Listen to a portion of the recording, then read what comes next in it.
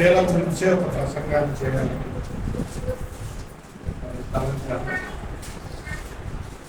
మాటలు వాక్యం ద్వారా ఎక్కువగా కూర్చునేది కూడా స్త్రీల గురించి. సామెతల గ్రంథంలో దేవుడు ఒక మాటను రాయించాడు. సామెతల గ్రంథంలో 30వ వచనంలో రాయబడిన మాటను ధ్యానించాలి.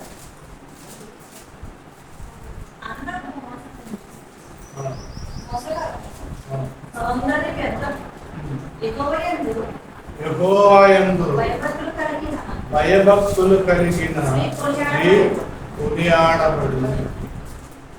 అన్నం గురించి మాట్లాడు, సందర్భం గురించి. ఇక్కడ దేవుడు యొక్క చక్కటి విషయాన్ని తెలియజేయాలి. యెహోవా యందు భయభక్తులు కలిగిన స్త్రీ కొనియాడబడుతుంది, కీర్తింపబడుతున్నట్ట, ప్రశంసింపబడుతున్నట్ట. ఆమెను గూర్చి మాట్లాడకుండా ఉండలేరు.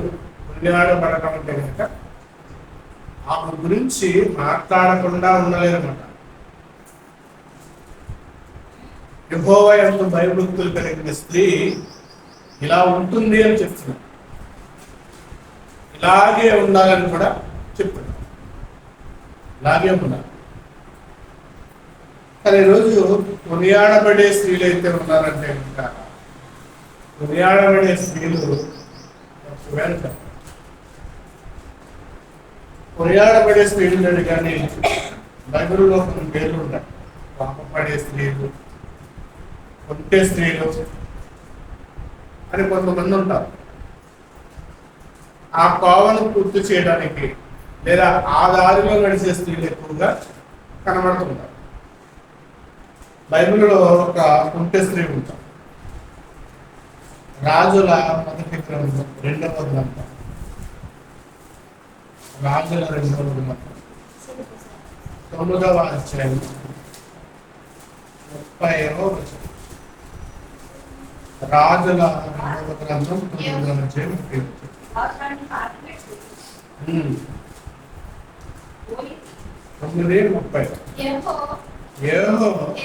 ఇశ్రాయేలు ఊరికి వచ్చిన సంగతి యెజెబెలుకు వినబడినప్పుడు కనుక ఆమె తన ముఖములకు రంగు పూసుకుని శిరోభూషణములను కిరీటాన్ని ధరించుకుని కిటికీలో కనిపెట్టి చూస్తుంటాను. ఈవిడే కొంటేస్తుంది. అంటే కొంటే చూపులతో చూసే ఒక స్త్రీ. దేవుడు ఇలాంటి స్త్రీలుగా ఉండొద్దు అంటున్నాడు. ఆయన భయభక్తులు కలిగిన స్త్రీ ఎలా ఉండాలో చెప్తారు. ఒక కొంటే స్త్రీ ఏం చేస్తుందంటే కనుక తన భర్త చంపబడ్డాడు. చనిపోయినప్పుడు ఏం చేయాలి? ఎడమనన్నా ఎడవాలి, లేకపోతే మూలన్నా కూర్చోవాలి. ఇప్పుడు ఏం చేస్తుంది? ముఖానికి రంగు పూసుకుని శిరోభూషణములు ధరించుకుని కిటికీలో కనిపెట్టి చూస్తుంది. ఏవో గుమ్మమ్మ ద్వారా ప్రవేశించి ఆమె అతను చూసి, నీ యజమాని చంపినవాడా, జిమ్రీ వంటి వాడా, నీవు సమాధానముగా వచ్చితవా అని అడగట. అతడు తలెత్తి కిటికీ తట్టు చూసి, నా పక్ష ముందున్న వారు ఎవరని అడగక 2 పరిచారకులు పైన తొంగి చూసి, దీనిని కిందకి పడద్రోయడని అతడు చెప్పగా వారు దాన్ని కిందకి పడద్రోసినందున్నారు. అది రక్తము కొంత గోడ మీదను గుర్రముల మీదను చిందింది. మరియు గుర్రముల చేత అతడు దాన్ని చొప్పించాను. యెజెబెలుకు పట్టిన ప్రతి గురించి ఇక్కడ యెజెబెలు ఎలాంటిదంటే యెహోవా యందు భయభక్తులు కలిగిన స్త్రీ, ఉంటే స్త్రీ, కోపిష్ఠురాలు, స్వార్థపరురాలు. తనది కాని ఒక భూమిని లాక్కోవడానికి ఒక నీతి మూర్తులు చంపించిన ఒక స్త్రీ. అలాంటి స్త్రీ, ఇలాంటి స్త్రీగా ఉండకూడదని దేవుడు చెప్తున్నాడు. ఇంకా సామెతల గ్రంథంలోని 6:26 కూడా ఒక విషయాన్ని చెప్తున్నాడు కదా. ముఖ్యంగా యవనస్తుల గురించి ఎక్కువగా దేవుడు ఈ సంగతిని రాయించాడు. సామెతల గ్రంథం 6:25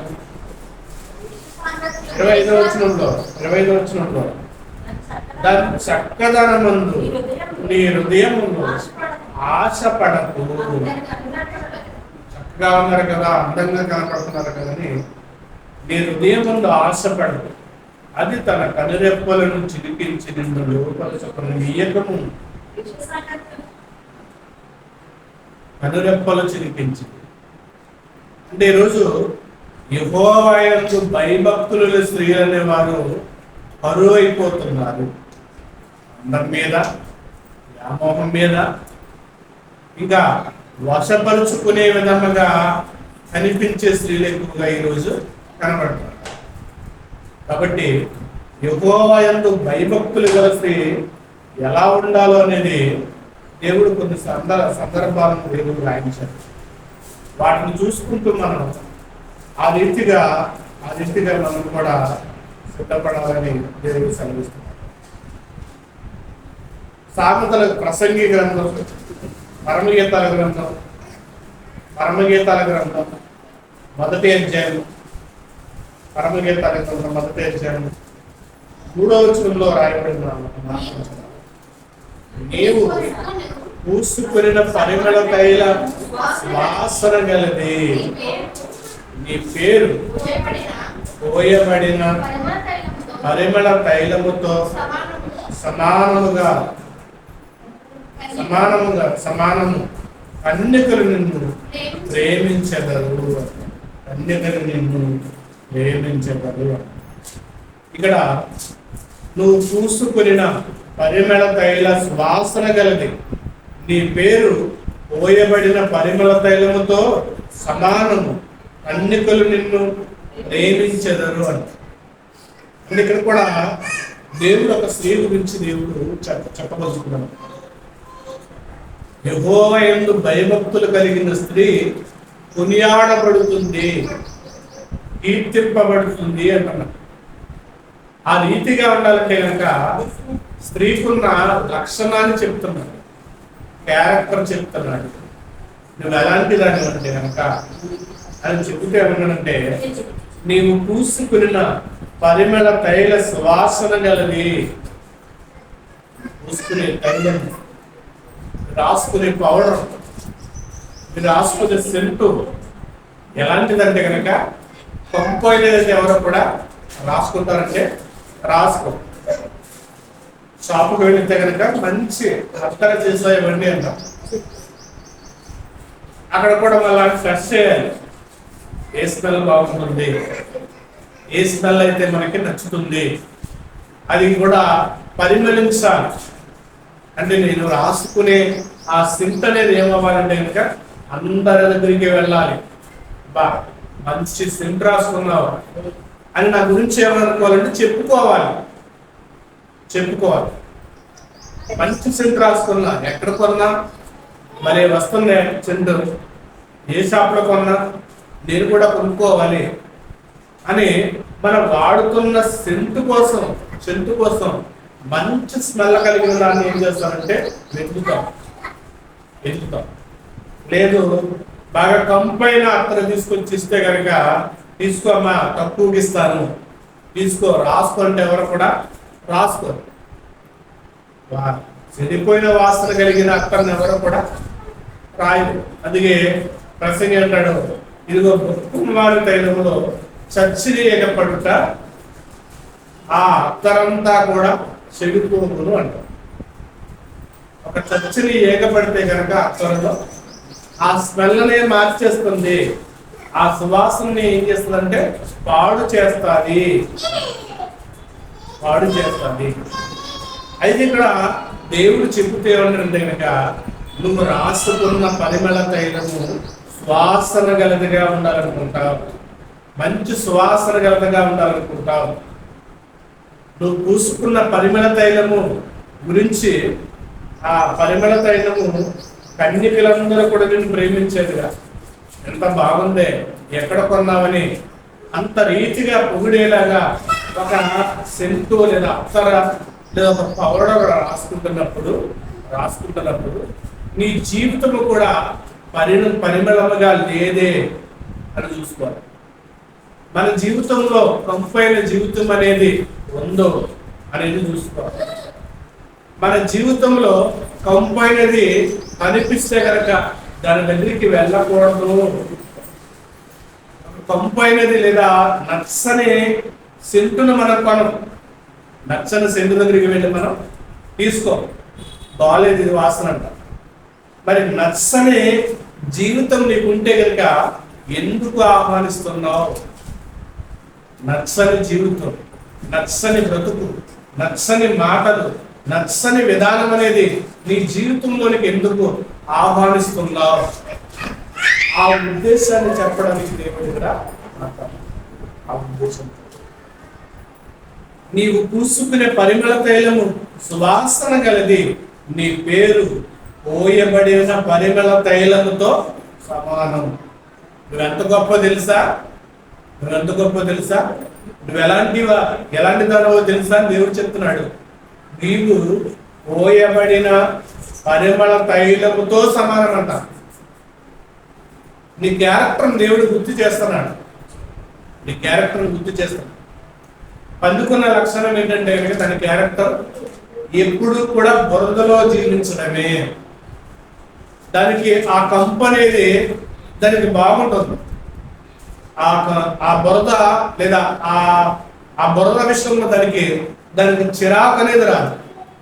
చూస్తే మనకైతే కనుక ఎలా ఉంటుందంటే చిరాకేస్తుంది. అటు చూడడానికి కూడా చాలా తిప్పేస్తారు. అలా అదేంటి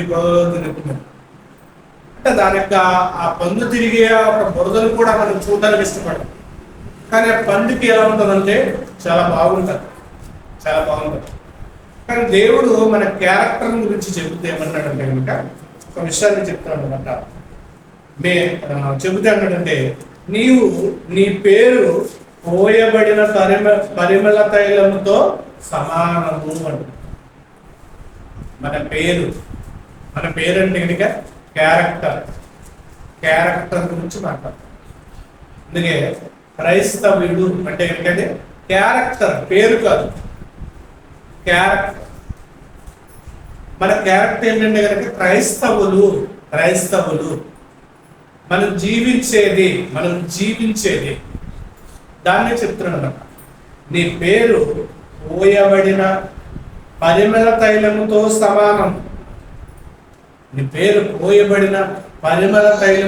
సమానం. ఒక తైలాన్ని తీసుకుని వచ్చి ఒక పోస్తుంటే కనుక చేస్తాలో దానికి ఆ సువాసన అక్కడ ఎలా ఉంటుందంటే కనుక గుమాయించేస్తాం. ఈ యాసిడ్ అంతా కూడా స్ప్రే చేసుకుని వెళ్ళాలి. ఎందుకంటే చెవటకంపు ఎక్కువ వస్తాం.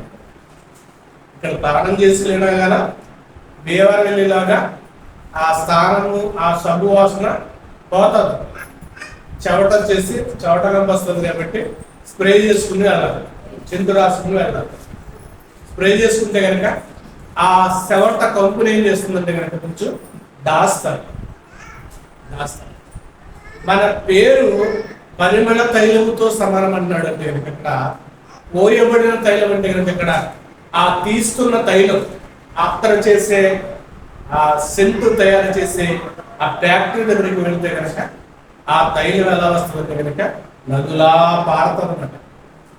చేసాలోనికి రావడానికి పారుతుంది.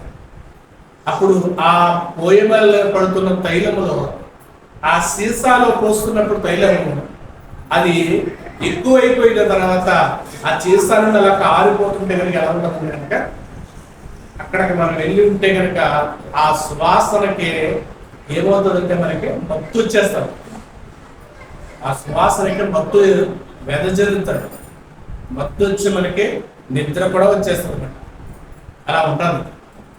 ఇప్పుడు నీ పేరు, నీ క్యారెక్టర్ ఎలా ఉండాలంటే కనుక పరిశుద్ధత అనేది ఉట్టుబడాలన్నమాట. నీ జీవితంలో పరిశుద్ధత అనేది ఏం కనబడాలంటే కనుక అలా ప్రవహించాలి. పరిశుద్ధత మాత్రమే ప్రవహించాలి. కంపు అనేది మన జీవితానికి ఏం కనబడదంటే కనబడకూడదు, రాకూడదు. దాన్ని మనం ఆహ్వానించకూడదు అని చెబుతూ మన క్యారెక్టర్ గురించి చెప్తానంటే నీ పేరు పోయబడిన పరిమళ తైలముతో సమానము, కన్యకులు నిన్ను ప్రేమించెదరు.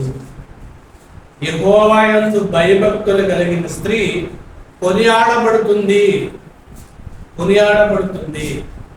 మరి మన క్యారెక్టర్ ఎలాంటిదంటే కనుక పరిమళ తైలంతో సమానం. మంచి అత్తలను అందరూ ప్రశంసిస్తారు, చెప్పుకుంటారు, ఎంత బాగుంది నీ అత్తలు, ఎక్కడ కొన్నావు, నీ అత్తల సువాసన చాలా బాగుంది అని దాని గురించి ఏం చేస్తారు, అడుగుతారు. అంటే మన క్యారెక్టర్ కూడా అలా ఉండాలి అని దేవుడు చెప్తున్నాడు. మన జీవితం కూడా అలా ఉండాలని దేవుడు ఏం చేస్తాడంటే చెబుతున్నాడు. మన జీవితం అలా ఉండాలి, మన జీవితం అలా ఉండాలి.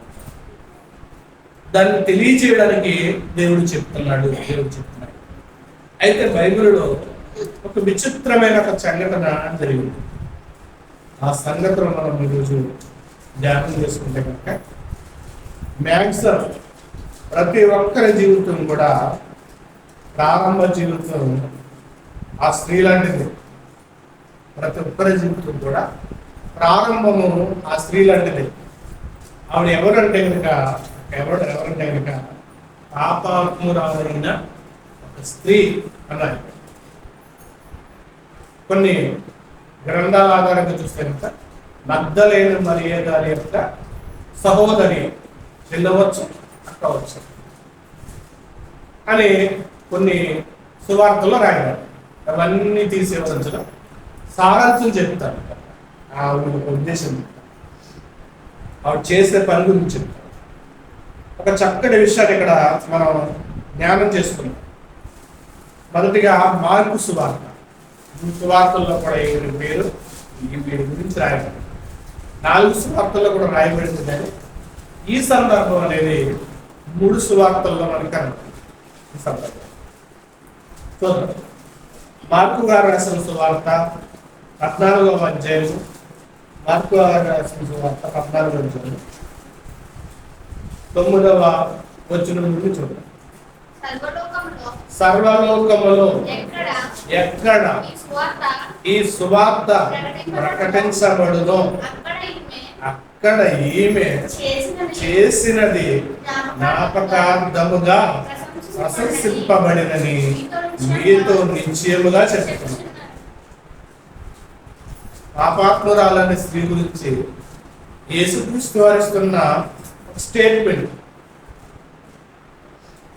ఈమె గురించి ఎక్కడ ఈ సువార్త ప్రకటింపబడుతుంది అంటే మార్కు సువార్తలో ఎప్పుడైతే చెప్పుకుంటారో అక్కడ ఈమె గురించి ప్రశంసింపబడుతుంది.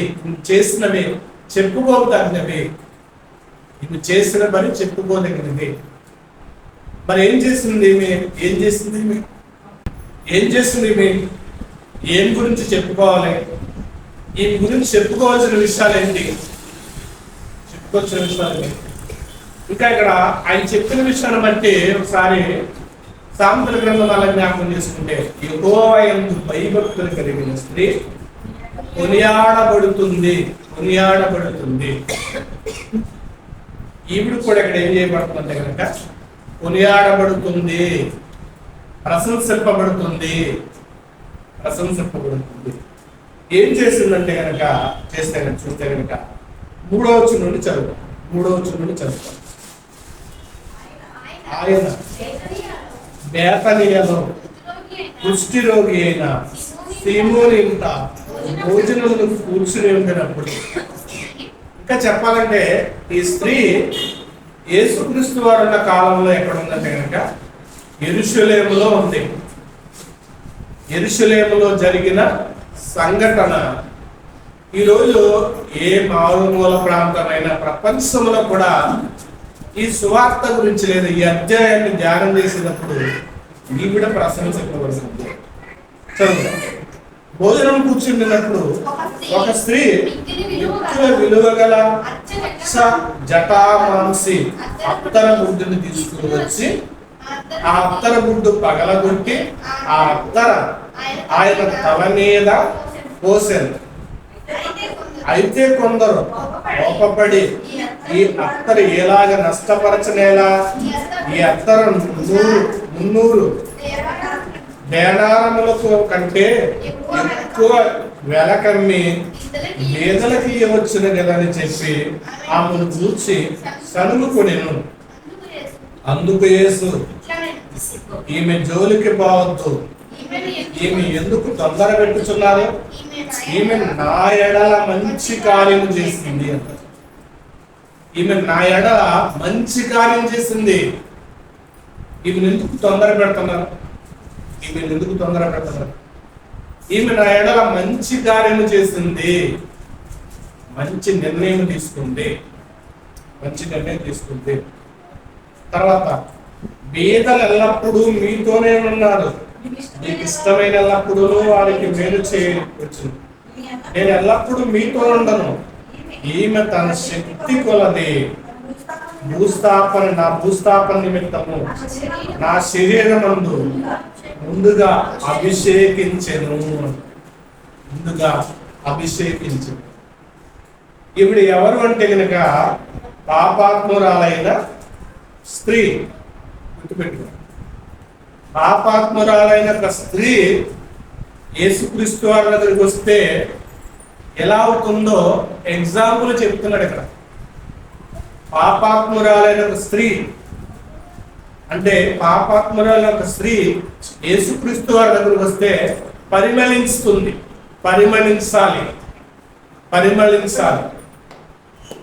ఇప్పుడు ఆవిడ పాపాత్మురాలైన ఒక స్త్రీ.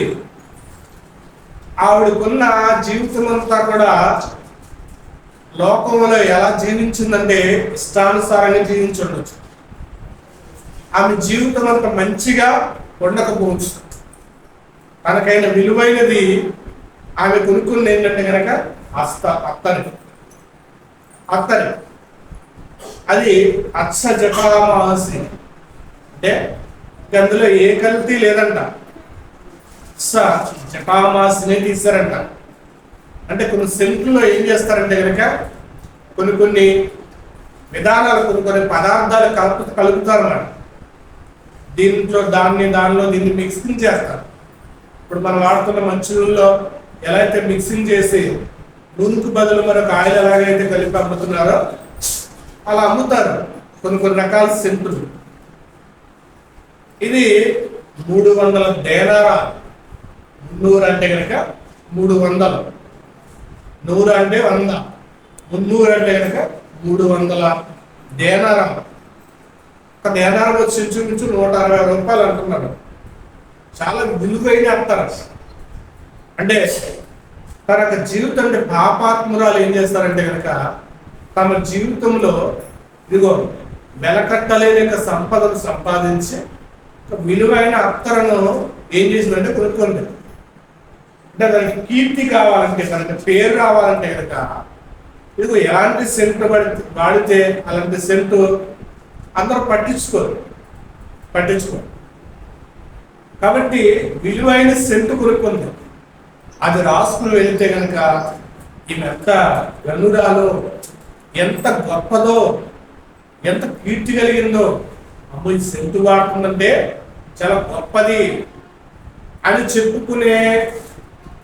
అలాంటి చెప్పుకునే విధానంలో అలా చెప్పుకోవాలనే ఆలోచనతో ఆవిడ ఒక విలువైన సెంట్ అనేది ఏం చేస్తుందంటే కనుక మెయింటైన్ చేస్తుంది అన్నమాట.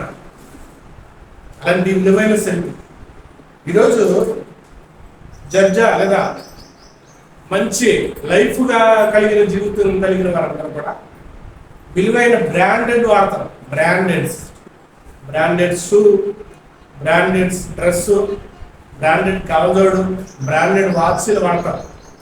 ఎందుకనంటే కనుక వాళ్ళు అవి వాడితే కనుక ఆ లైఫ్ అనేది కనబడుతుంది.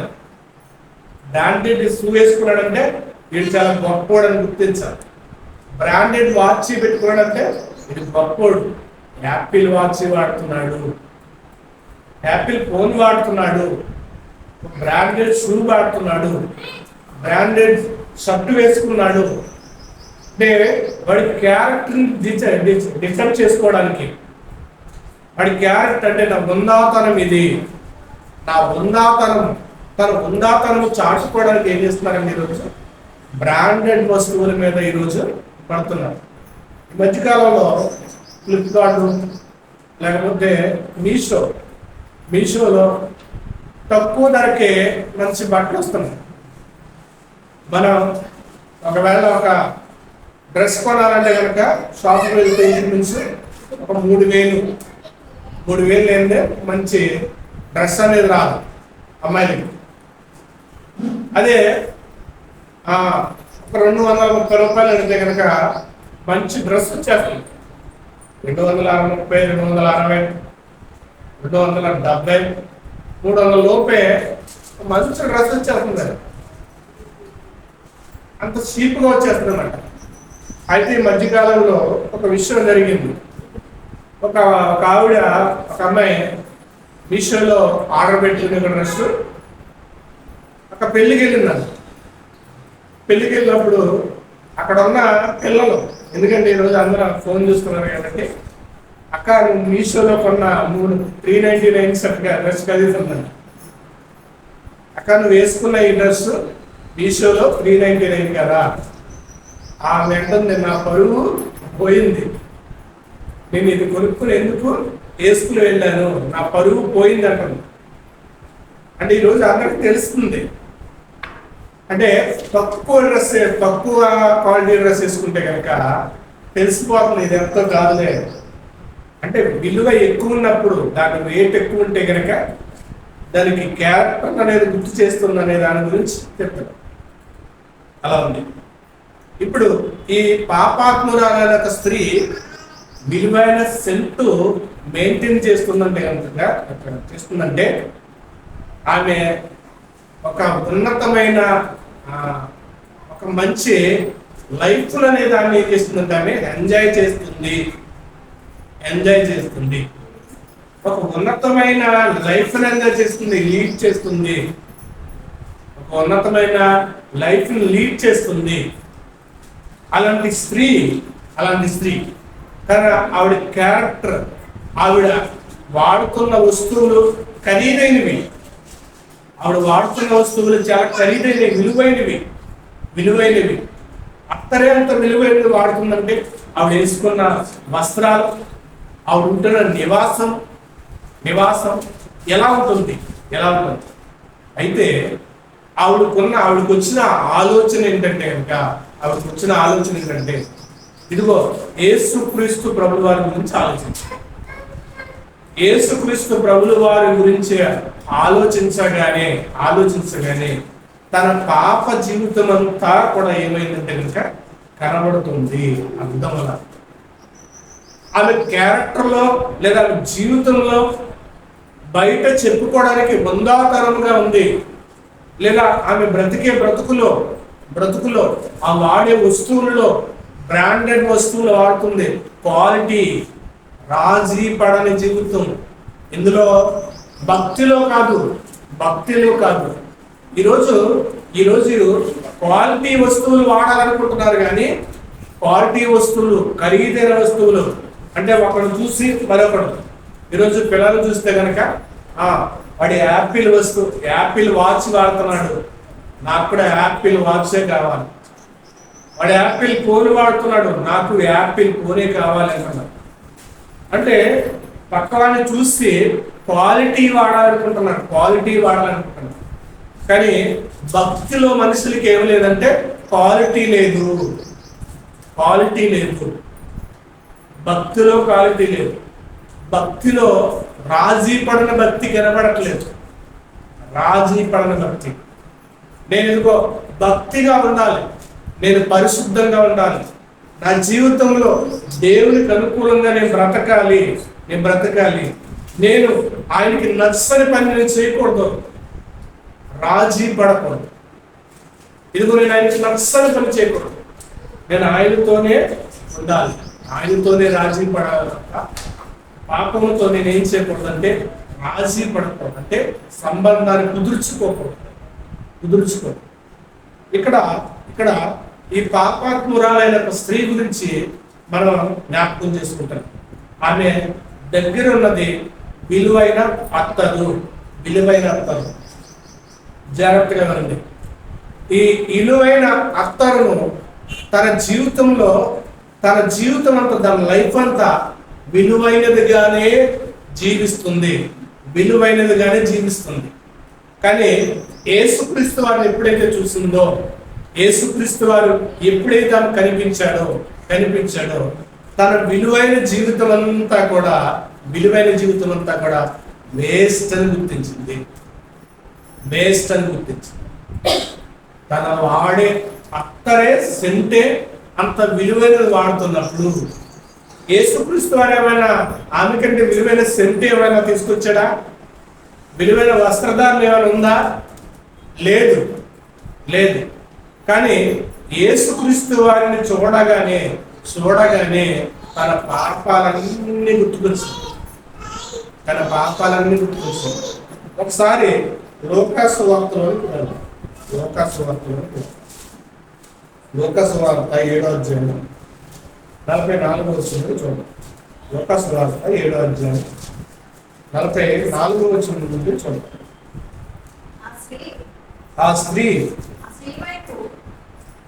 ఆ స్త్రీ వైపు తిరిగి సీమోనుతో ఇట్లనెను, ఈ స్త్రీని చూచుచున్నావే, నేను నీ ఇంటిలోనికి రాగా నీవు నా పాదములకు నీళ్లు ఇయ్యలేదు, కానీ ఈమె తన కన్నీళ్లతో నా పాదములను తడిపి తన తల వెంట్రుకలతో తుడిచెను అన్నాడు. ఎప్పుడో యేసుక్రీస్తు వారికి స్నేహితుడైపోయిన ఆ వ్యక్తి సీమోను. ఈ సీమోను యేసుక్రీస్తు వారిని ఆహ్వానించాడు, భోజనానికి ఆహ్వానించినప్పుడు యేసుక్రీస్తు వారు వస్తున్న అడవిడిలో ఆయన కడుక్కోవడానికి నీళ్ళు అవ్వదు. కానీ పాపాత్మురాలైన స్త్రీ ఏం చేస్తుందంటే కనుక ఆయన కాళ్ళ దగ్గరికి వెళ్ళి కన్నీళ్లతో ఆయన పాదాలను ఏం చేస్తుందంటే కనుక తడిపిన తర్వాత మరలా తుమ్మలు తీసుకుని తొడవట్లా, తనకి ఇష్టమైన ఎంటుకులు పురులతో తలని చాలా విలువైంది. అరే దేన్నైనా తలని తన్నకరా అంటుంటారు, తలని తన్నకూడదంట. అంటే మన యొక్క తలకున్న జుట్టును చాలా విలువగా భావిస్తాం. ఎందుకంటే మనకున్న ఆ జుట్టును బట్టి మనకి విలువ అనేది వస్తుంది. ముందుంటే విలువ ఉండదు.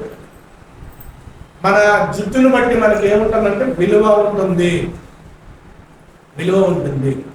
అలాంటి విలువైన జుట్టును తీసుకుని ఎంటుకలతో ఆయన పాదాలు తుడుస్తుందంటే కనుక ఆ జుట్టుతో పాదాలు తుడుస్తుంది, మొత్తం కాదు, చేతులు కాదు, పాదాలు.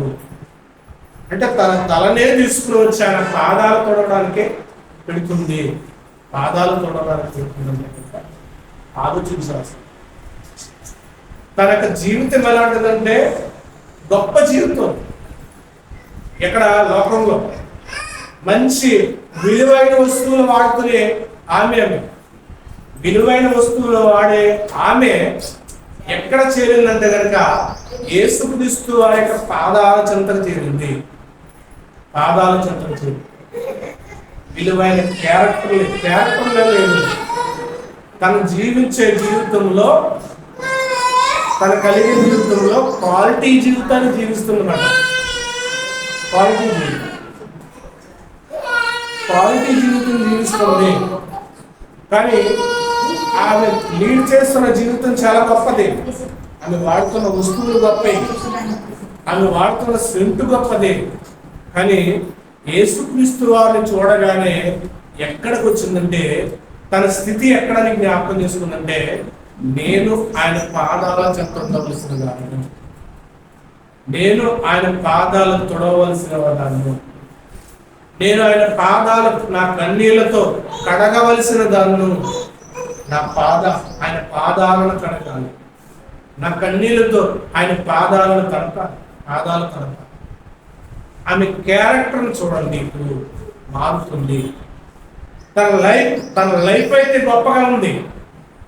తను జీవించే మొదటి లైఫ్ అనేది క్వాలిటీ లైఫ్, అంటే ఖరీదైన జీవితం. ఖరీదైన జీవితంలో ఆ జీవితానికి విలువ అనేది లేదు. అయితే ఇక్కడ ఈమె తన కన్నీళ్లతో నా పాదములు తడిపి తన తల వెంట్రుకలతో తుడిచెను. నీవు నన్ను ముద్దు పెట్టుకోలేదు కానీ నేను లోపలికి వచ్చినప్పటి నుండి ఈమె నా పాదాలను ముద్దు పెట్టుకున్నట ఆమెకి లోకంలో జీవిస్తున్నప్పుడు అందమైన లేదా చాలా అందమైన లోకంలో బ్రతుకుతున్నప్పుడు తను అనుభవించలేనిది యేసుక్రీస్తు వారు పాదాలు కనపడ్డాయి. యేసుక్రీస్తు వారి పాదాలు కనపడ్డాయి. చాలా ఖరీదైన జీవితమే జీవించింది, కానీ యేసుక్రీస్తు వారి యొక్క పాదాలను ముద్దాడుతుంది. ఎందుకు ముద్దాడుతుంది? పాదాలను, యేసుక్రీస్తు వారి యొక్క పాదాలను ఎందుకు ముద్దాడుతుంది కనుక తనక జీవితం ఎలాంటిదంటే కనుక కంపైన జీవితం అంటే తన జీవితం అంతా కూడా పాపంతో బ్రతుకుతున్న స్త్రీ కాబట్టి కంపైన జీవితం. వెలకట్టలేని ఆస్తి ఆమెకు ఉండొచ్చు, కానీ తన జీవితం ఎలాంటిదంటే కంపు కలిగినది. అంటే తన జీవితం అంతా కూడా దేవునికి నచ్చని జీవితం. తన మాట, తన చూపు, తన ఆలోచన, తన జీవితం, తన శరీరం ప్రతీది కూడా పాపభూయిష్టమైనది. అలాంటి జీవితంతో ఉన్న బ్రతికి ఆమెకు తన చేస్తున్న జీవితాన్ని బట్టి తనకి గొప్ప ఐశ్వర్యం ఆమెకు ఉండొచ్చు, కానీ యేసుక్రీస్తు వారి యొక్క పాదాల దగ్గర దొరికిన ఆ ప్రశాంతత, ఆ పీస్నెస్, ఆ ప్రశాంతత ఎక్కడా కూడా ఆమెకి దొరకలేదు. ఎందరో పాదాల దగ్గర ఆమె కూర్చుంటుంది, ఎందరో పాదాల దగ్గర ఆమె గడిపుండొచ్చు, కానీ యేసుక్రీస్తు వారి యొక్క పాదాల దగ్గర దొరికినంత ప్రశాంతత ఆవిడికి ఎక్కడా కూడా దొరకలేదు. అందుకే లోపలికి వచ్చిన నుంచి ఆయన పాదాలను ముద్దు పెడుతూనే ఉంది. అంటే ఏం గ్రహిస్తుందో చూడండి. ఆవిడకి వచ్చే ఆలోచన, ఆవిడకి వచ్చే గ్రహింపు అనేది ప్రతి మనిషికి వస్తే గనక యేసుక్రీస్తు వారిని విడిచి వెళ్ళాలనుకోదు. ఆమెకు వచ్చే ఆలోచన వస్తే గనక పాపము దగ్గరికి వెళ్ళాలనుకోదు. ఆమెకు వచ్చే ఆలోచన మనకు వస్తే గనక మనం దేన్ని కూడా లెక్క చేయం. మనం ఈరోజు మనకి ప్రతీది విలువైనదే, యేసుక్రీస్తు వారు తప్ప అన్ని విలువైనవే. మనకి అన్ని విలువైనదే, లోకంలో ఉన్నవన్నీ విలువైనవే. కానీ యేసుక్రీస్తు వారి దగ్గరకు వచ్చిన తర్వాత ఆమెకి విలువైనదంటూ ఏంటుందంటే కనుక ఆయన పాదాల దగ్గరే. పాదాల కన్నీళ్లతో కడిగింది, తల వెంట్రుకలతో తుడిచింది. ఇప్పుడు ఏం చేస్తుంది? పాదాలు ముద్దు పెట్టుకుంటుంది. తర్వాత నీవు నన్ను తల వెంట్రుకలతో నా పాదాల ముట్టు పెట్టుకును, నువ్వు నూనెతో నా తల అంటలేదు కానీ ఈమె నా పాదములకు అత్తర పూసెను. సెంట్ అనేది పాదాలకు రాసుకునేది, బాడీలో షర్ట్లు, డ్రెస్కి, వస్త్రాలకి కొడతాం. అలాంటి సెంట్ అనేది ఎక్కడ రాస్తుందంటే కనుక పాదాలకు రాస్తుంది. అంటే పాదాలకి అత్తర రాస్తుంది అంటే కనుక, పాదాలకి అత్తర రాస్తుంది అంటే కనుక తనకు విలువగా ఉన్న దాన్ని యేసుక్రీస్తు పాదాలతో సమానం. పాదాలతో సమానం కాదు, పాదాలకు కూడా సరిపోదు, పాదాలకు రాస్తుంది.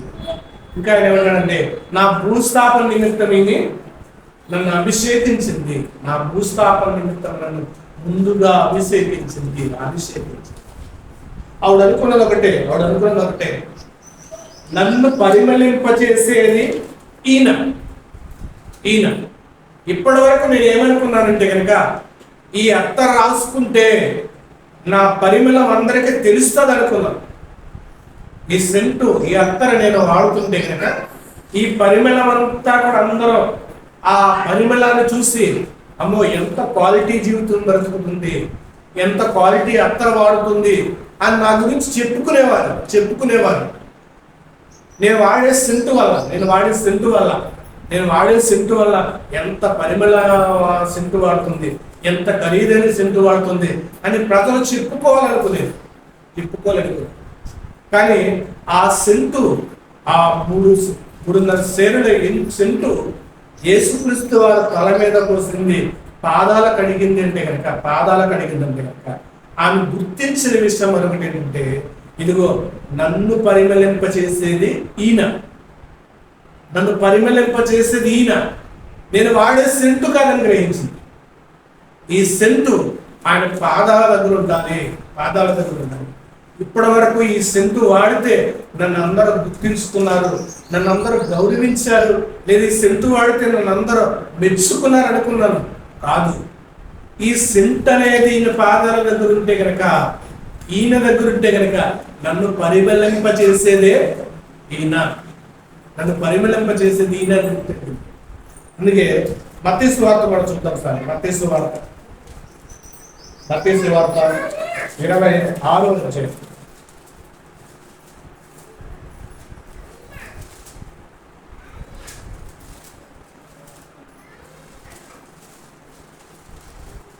మత్తయి సువార్త 26వ అధ్యాయం 10వ వచనం.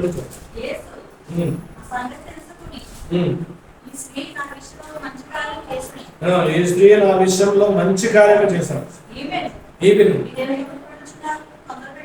ఈమె మీరు ఎందుకు తొందర పెట్టుచున్నారు? మేదలప్పుడు మీతో ఉన్నారు కానీ నేను ఎల్లప్పుడు మీతో ఉండను. ఈమె ఈ అత్తరు నా శరీరం మీద పోసి నా భూస్థాపన నిమిత్తము దీనిని చేశాను.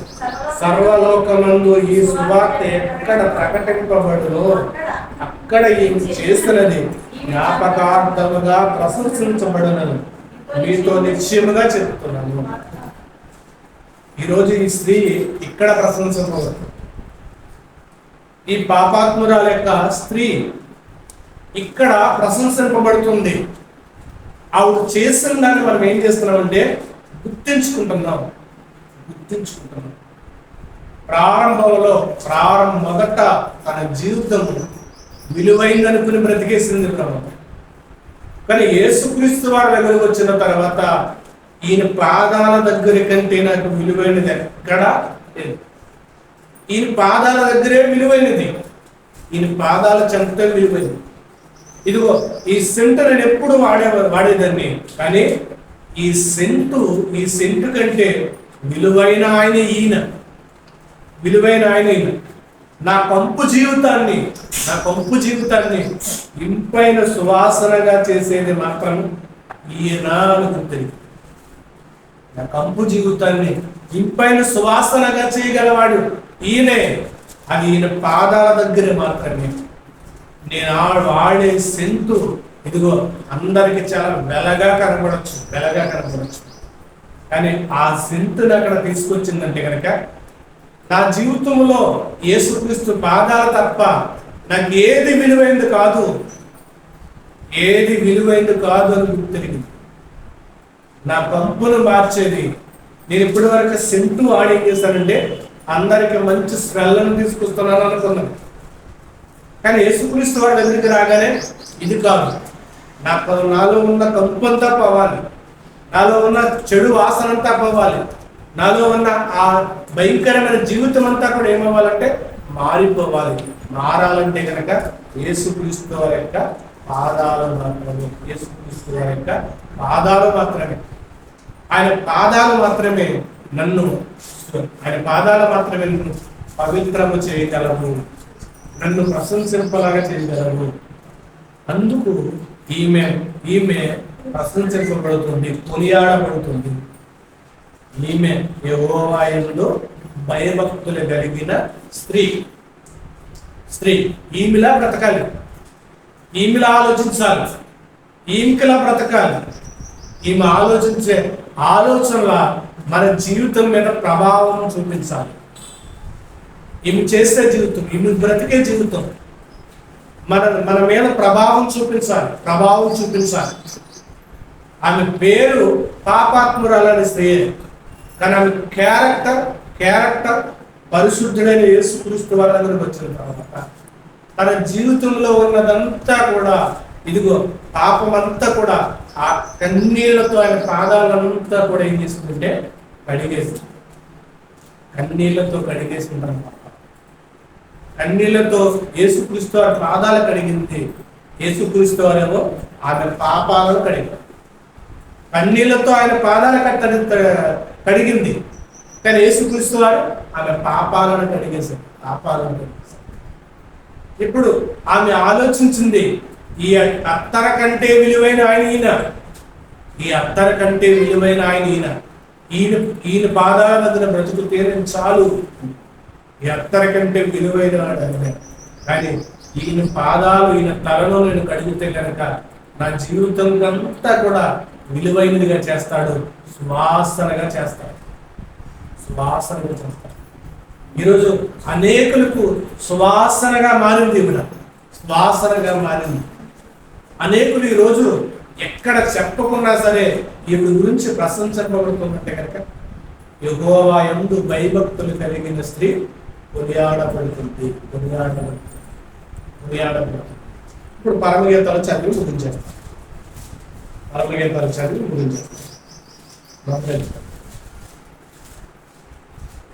నీవు పూసుకున్న పరిమళ తైలము సువాసన గలదే కావచ్చు. నువ్వు పూసుకున్న పరిమళ తైలం సువాసన గలదే కావచ్చు. నీవు పూసుకున్న పరిమళ తైలం సువాసన గలదే. నీ పేరు పోయబడిన పరిమళ తైలముతో సమానము. కన్యకులు నిన్ను ప్రేమించెదరు. ఆమె పూసుకునేది జటామాసి, దంచి తీశారు. ఆ అత్తరు చాలా క్వాలిటీతో, చాలా నిపుణుల మధ్య వేరే క్వాలిటీ కలపకుండా, అంటే నాసిరకం కలపకుండా, నాసిరకం అనే విత్తనాలు ఉంటాయి, నాసిరకం ఏర్చల గుళ్ళు ఉంటాయి, 2-3 రకాలు ఉంటాయి. అలా జటామాంసి, ఆ చెట్టుకి కాసిన ఏవైతే ఆ జటామాసి విత్తనాలు ఉన్నావో, కాయలు ఉన్నావో వాటిని తీసి జాగ్రత్తగా ఏరి చేసిన వాటి యొక్క అత్తరు ఆయనకి రాయడం బట్టి ఇప్పుడు నీ పేరు పోయబడిన పరిమళ తైలముతో, ఒకప్పుడు పేరేంటి ఆవిడ పేరు? పాపాత్మురాలైన స్త్రీ.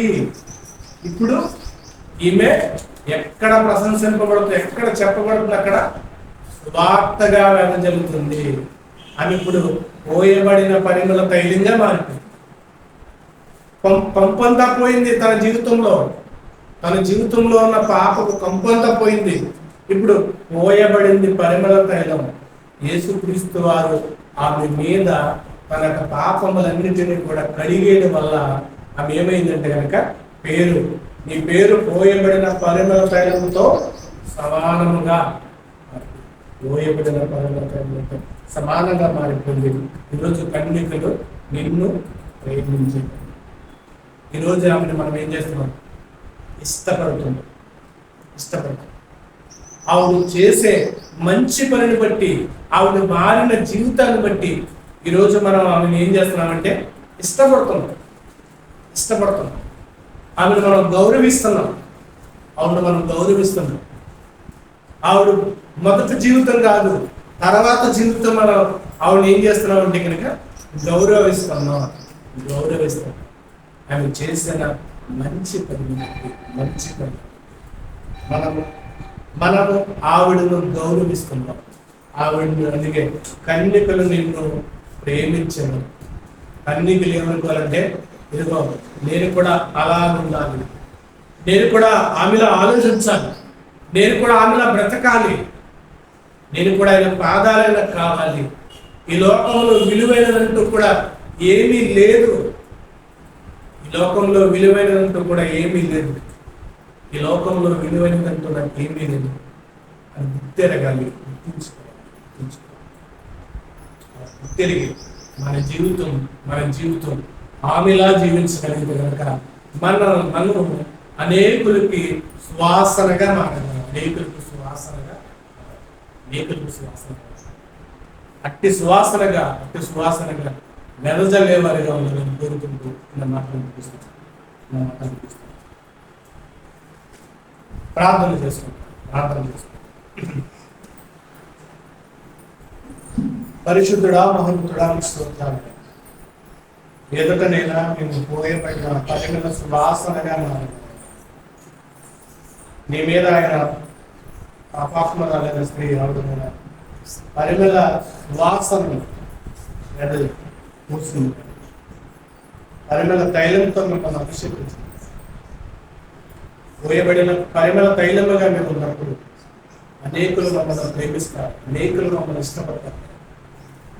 వారంగా మేము ఉండడానికి సహాయం చేసి బలపరచు,